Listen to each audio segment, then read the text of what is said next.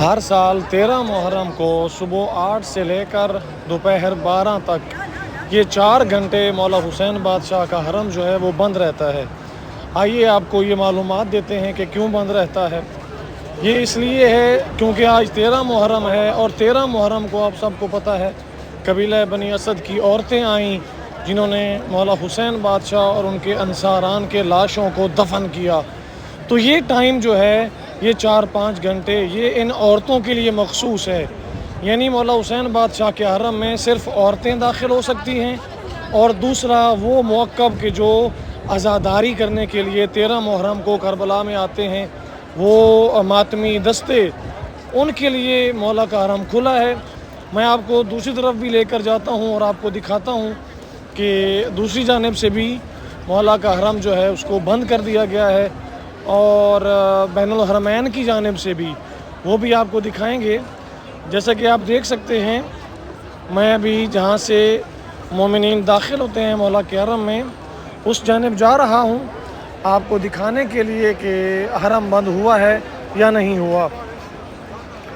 آپ دیکھ سکتے ہیں یہاں پر مومنین موجود ہیں جو کہ اندر جانے کی خواہش رکھتے ہیں، لیکن ان کو نماز ظہر تک کے لیے کہا گیا ہے کہ جب نماز ظہر کی اذان ہو تو آپ اس وقت مولا کے حرم میں داخل ہو سکتے ہیں۔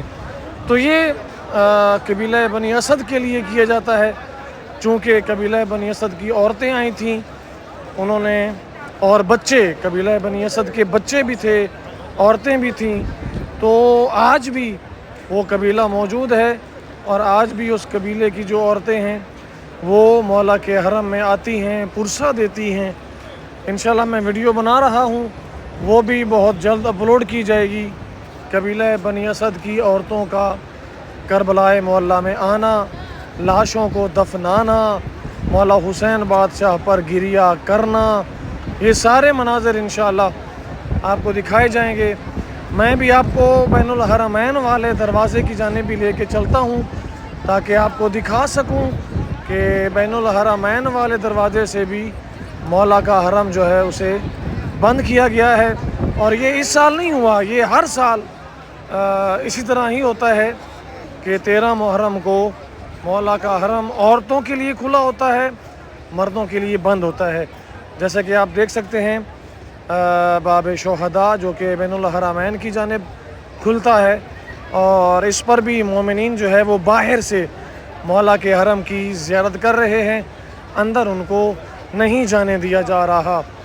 آپ دیکھ سکتے ہیں، اور یہ آپ سب کو پتہ ہے قبیلہ بنی اسد کے جو افراد تھے وہ کربلا معلیٰ میں آئے تھے، تو انہی کو ہی کربلا معلیٰ میں یہ 4-5 گھنٹے پرمیشن دی جاتی ہے۔ جیسا کہ آپ دیکھ سکتے ہیں انشاءاللہ قبیلہ بنی اسد کی عورتیں وہ بھی آ چکی ہیں۔ انشاءاللہ ویڈیو بنا رہا ہوں، مل کے سب پرسہ دیں گے، اور مولا کے جو لاشیں دفنائے گئے اس حوالے سے مصائب بھی پڑھیں گے انشاءاللہ۔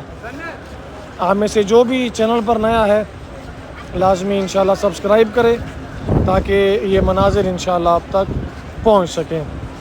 بہت شکریہ، اور ڈسکرپشن میں واٹس ایپ گروپ کا لنک ہے، اس کو بھی جوائن کیجئے گا تاکہ ہر ویڈیو آپ کو سب سے